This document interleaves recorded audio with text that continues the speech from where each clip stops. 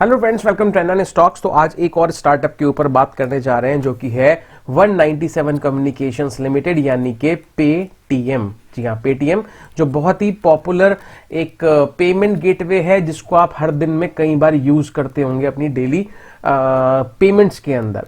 तो आज सुबह भी देखिए मैंने जोमैटो जो एक ऐसा ही टेक स्टार्टअप है, हालांकि ऐसा नहीं इन द सेंस कि वो एक फूड एग्रीगेटर है, बट एक टेक कंपनी है, एक टेक्नोलॉजी बेस्ड ऐसा बिजनेस है जो अगेन बहुत ज्यादा पॉपुलर है, बट अगर प्रॉफिटेबिलिटी वाइज देखें तो वहां पर भी प्रॉफिट नहीं है। उस वीडियो के अंदर मैंने आपको ब्रीफली बताया था कि एक्चुअली में टेक स्टार्टअप किस तरीके के बिजनेस मॉडल पर काम करते हैं और वो कौन सी चीज है जो स्टॉक मार्केट पर इनको ड्राइव करती हुई नजर आती है, यानी कि वहां पर एक अट्रैक्शन बन जाता है बट एक्चुअल बुक्स में इनका प्रॉफिट नहीं होता। वो वीडियो आप जाकर चेक कर सकते हैं, आज सुबह की वो वीडियो है। और आज पेटीएम की अगर बात करें तो अगेन यहां पर एक नया 52 वीक लो लगा दिया है लगातार नवंबर 2021 से, यानी कि जब से लिस्ट हुआ है लगातार हम देख रहे हैं यहां पर नए आए दिन 52 वीक लो लगते रहते हैं। तो कुछ लोग जिनके पास में, जिनके पोर्टफोलियो में हैवीली ये स्टॉक्स होते हैं, तो उनको कई बार वो बातें पसंद नहीं आती, इसलिए वो टाइमलाइन पर आकर ऐसी कमेंट्स भी करते हैं कि अब आप देखिएगा आज के बाद में लगातार इस स्टॉक के अंदर, मतलब जोमैटो के अंदर अपर सर्किट आपको लगते हुए दिखाई देंगे। ठीक है, देखिए अगर आपको बेसिकली ऐसा लग रहा है तो जरूर बहुत अच्छी बात है कि लगने भी चाहिए। और अगर मार्केट के अंदर कोई कंपनी लिस्ट हुई है तो डेफिनेट सी बात है, देखिए सभी चाहते हैं कि अच्छा एक बिजनेस हो एंड टाइमली करेक्शन आए तो टाइमली फिर उसके अंदर एक अप ट्रेंड भी देखने को मिले। बट हमें थोड़ा सा वाइजली डिसीजंस लेने चाहिए, क्योंकि हम जो हार्ड एंड मनी लगाते हैं स्टॉक मार्केट में, खासकर मैं रिटेलर्स की बात कर रहा हूं, मैं खुद भी एक रिटेलर हूं, ठीक है ना, तो हम लोग इमोशनल जुड़ जाते हैं किसी भी स्टॉक से। हम लोग ये नहीं ध्यान देते कि बेसिकली कब हमें एग्जिट करना है, कब हमें एंट्री लेनी है। हम सिर्फ इमोशनली अपने स्टॉक को संभाल के रखते हैं। हम लोग ये भूल जाते हैं कि स्टॉक मार्केट एक ऐसी जगह है, एक ऐसा बिजनेस है जहां पर प्रॉफिट्स के साथ साथ लॉसेस भी झेलने पड़ते हैं। तो लेकिन हमारा दिमाग जो है लॉस को एक्सेप्ट करने के लिए कभी तैयार नहीं होता, इसलिए हम लोग एक उस स्टॉक को जो बेसिकली वीक ट्रेंड दिखा रहा हो, भले ही टेक्निकली भले ही फंडामेंटली, हम उसको लेके बैठ जाते हैं और वो एक शॉर्ट टर्म का ट्रेड बहुत लॉन्ग टर्म में कन्वर्ट हो जाता है ऑटोमेटिकली। तो इस चीज से बचना चाहिए। मतलब मेरा कहने का सिर्फ इतना सा मतलब है कि मेंटेलिटी यानी कि एटीट्यूड ट्रेडिंग का वो डेवलप कीजिए अगर आप प्योरली टेक्निकल ट्रेडिंग करने आ रहे हैं मार्केट्स के अंदर। और अगर आप एक बहुत लॉन्ग टर्म के इन्वेस्टर हैं फिर तो आपको कोई टेंशन होनी नहीं चाहिए, फिर तो आपके पास करोड़ों रुपए होने चाहिए कि आप किसी भी स्टॉक में डाल दीजिए, 10-15 साल लगा के भूल जाइए, तब देखिएगा पैसे आपके 2 गुने 4 गुने 5 गुने नहीं, कम से कम 20-20 गुना भी हो सकते हैं, क्योंकि इतना पोटेंशियल इंडियन मार्केट्स के अंदर है। चलिए पेटीएम की बात करते हैं। पेटीएम के अंदर देखिए हुआ क्या है आज। अगेन यहां पर देखें तो एक लोअर सर्किट लगा है और सिक्योरिटी वाइज डिलीवरी पोजीशंस है तो यहां पर 17% के आसपास आती हुई दिखाई दे रही है। लगातार आप देखेंगे डिलीवरी परसेंटेज है जो वो कम होती जा रही है। इसका 18 नवंबर 2021 का 52 वीक हाई है 1955 रुपीज का। ये आई थिंक लिस्टिंग डे वाले दिन ही है, अभी चार्ट्स पर चेक कर लेंगे। और आज एक नया 52 वीक लो लगा है 875 पर 25 जनवरी 2022 का, 25 जनवरी 2022 को। फाइन, चलिए अब देखिए मैं सबसे पहले आपको लेके चलता हूं इसके स्टॉक प्राइस पर, बेसिकली इसके चार्ट्स पर, जिसके अंदर कुछ बहुत ज्यादा खास नहीं है देखने वाला, कि यहां पर टेक्निकल के बेसिस पर कोई भी आपको राय नहीं दे सकता, क्योंकि इतने दिन की इसका केवल हिस्ट्री है तो इसके बेसिस पर कुछ होगा नहीं। केवल आपको दिखाने वाली बात है कि देखिए जिस दिन ये लिस्ट हुआ उसी दिन इसने 1955 के लेवल्स को छुआ था और लगातार उसके बाद में ये स्टॉक बहुत बुरी तरीके से गिरता जा रहा है। ये देखिए ये कंडीशन है इस स्टॉक के अंदर जो आपके सामने आई है। 1955 के लेवल थे और आज की बात करें तो 875 के लो लेवल्स हैं। ये ग्राफ इसका देखने वाली बात है जो रहा है पिछले कुछ दिनों की journey. And volumes in and out हो रहे हैं दोनों तरीके से। थोड़ा सा आपको कंपनी की इक्वेशन समझनी चाहिए। देखिए कंपनी के बारे में मैं आपको सबसे पहले तो उसका शेयर होल्डिंग पैटर्न दिखाता हूं। शेयर होल्डिंग पैटर्न से भी आपको काफी कुछ समझ में आ जाएगा। चलिए तो देखिए मैं आपको शेयर होल्डिंग पैटर्न दिखा रहा हूं यहां पर, और ये जो है पब्लिक शेयर होल्डिंग पैटर्न है। फाइन, ये पब्लिक शेयर होल्डिंग पैटर्न है, आप ये देखिए यहां पे। क्योंकि जब आप शेयर होल्डिंग पैटर्न किसी कंपनी का देखते हैं ना तो थोड़ा सा आपको आइडिया लग जाता है कि कौन कौन से वो इंस्टीट्यूशंस हैं, कौन कौन से वो एचएनआईज हैं जो पॉपुलर हैं इंडिया में, जिन्होंने किसी कंपनी के अंदर पैसा लगा रखा है।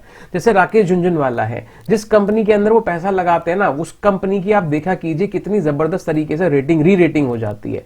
या विजय केडिया है, तो ये इनके नाम जहां पर भी पहुंच जाते हैं वो फिर कंपनीज के अंदर बहुत जबरदस्त बाइंग एक्शन देखने को मिलता है।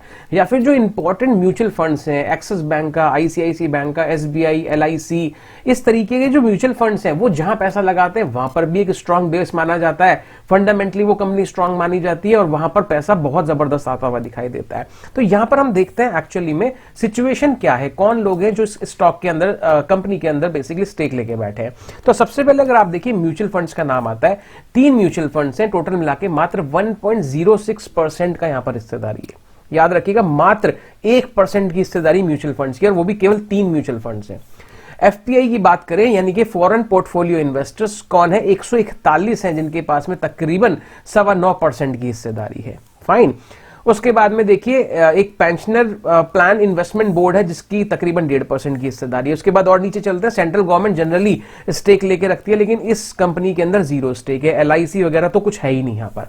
उसके बाद बात करते हैं individual share capital up to 2 lakh rupees, यानी कि रिटेल ट्रेडर, जैसे वो लोग जो 100 शेयर ले लेते हैं, 150 ले लेते हैं, फिर 200 बेच देते हैं, जैसे हम लोग हो गए वो वाले लोग। तो वो कितने लोग हैं जरा देखिए, 10,40,000 के आसपास। कितने जबरदस्त यहां पर रिटेलर्स ने पैसा लगा रखा है। लेकिन इतने लोग होने के बावजूद भी कितना परसेंट है, केवल 3.5%। तो आप समझ सकते हैं नंबर ऑफ क्वांटिटी, मतलब क्वांटिटी तो बहुत ज्यादा है लेकिन परसेंटेज केवल 350 है। तो वही लोग जो 50 शेयर भी ले लेते हैं, 100 भी ले लेते हैं, फिर 20 निकाल देते हैं, फिर 30 रख लेते हैं, इस टाइप के जो लोग हैं।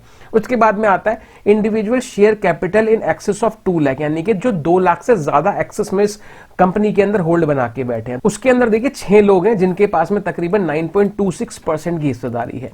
एंड विजय शेखर शर्मा जो इस कंपनी के फाउंडर हैं, उनके पास में कुल मिला के 8.90% की हिस्सेदारी है, यानी कि खुद अपनी कंपनी में उनका केवल 9% से भी कम का स्टेक है। तो अब आप समझ सकते हैं क्या सिचुएशन है। ठीक है, ये कैटेगरी हमने यहां पर कंप्लीट कर दी।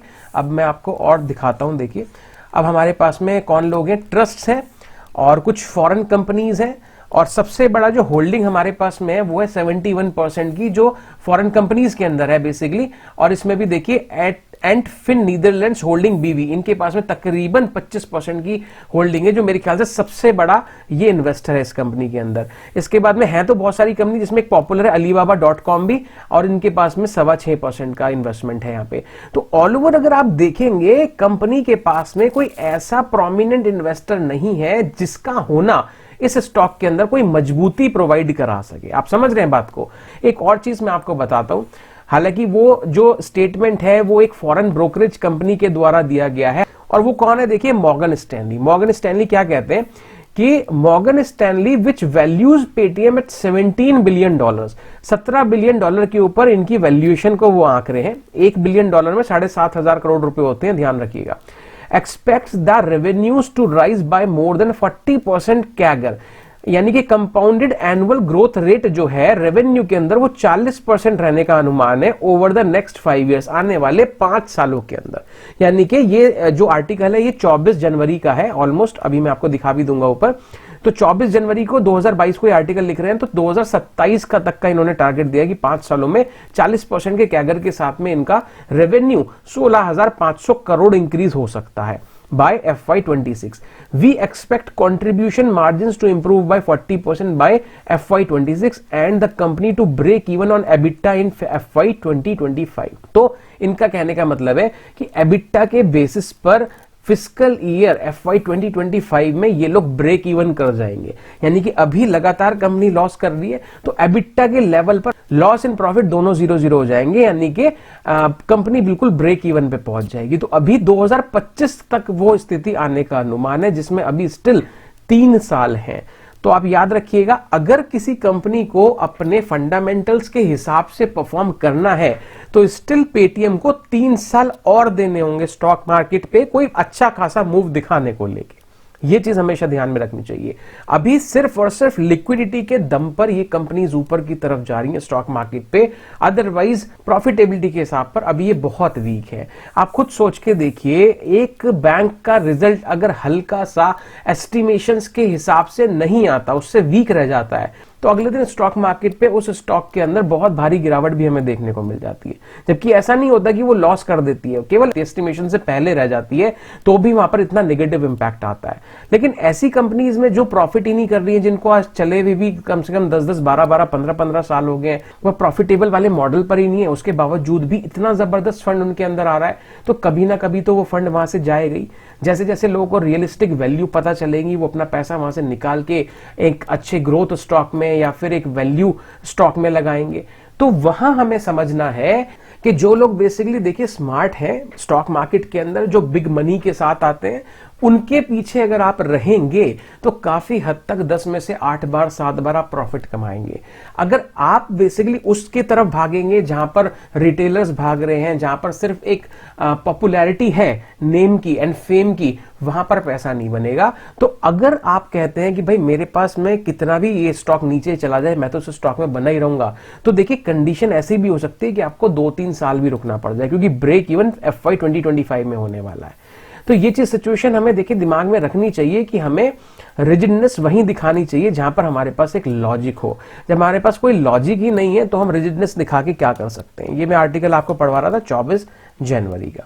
तो आई होप आप समझ चुके होंगे किस तरीके से यहाँ पर लोगों का मानना है कि क्या क्या कुछ हो सकता है आगे आने वाली कंपनी में। बाकी समझदार आप भी हैं, जो आपको सही लगे वैसा आपको करना चाहिए। मेरा व्यू था आपको सिर्फ एक मेरे पॉइंट ऑफ व्यू से रूबरू कराना, जो मैं सोचता हूं। और क्योंकि मैं बहुत पैसा एक्चुअली मैं ऐसी कंपनीज के अंदर लगा के इन्वेस्ट करके शुरुआती सालों में खो चुका हूं, इसलिए मैं अपने एक्सपीरियंस के आधार पर जो चीज बेस्ट होती है वो मैं आपके साथ शेयर करता हूं वीडियोस के थ्रू। अच्छा लगे तो भी आप रखिए, नहीं अच्छा लगे तो उसको निकाल के बाहर कर दीजिए, कोई दिक्कत नहीं है, आप इन्वेस्टमेंट में बने रहिए। एंड देखिए अल्टीमेटली स्टॉक मार्केट उसी का नाम है कि पैसे लगाने हैं आपको, और जहां से पैसा बनता हो, जहां से आपको लगता है कि पैसे बन रहे हो, वहां पर आपको अपने पैसे को पार्क करना चाहिए। तो हर किसी की अलग अलग सोच है, अपनी सोच के हिसाब से जरूर चलिए, आइडिया सबसे लेते रहिए, लेकिन फोकस रखिए अपनी स्टडी के हिसाब से। तो इस वीडियो में देखिए फिलहाल इतना ही। वीडियो आपको कैसा लगा प्लीज मुझे कमेंट बॉक्स में कमेंट करके जरूर बताइएगा। मिलूंगा आपसे फिर एक अगले वीडियो में। Till then thank you, bye bye.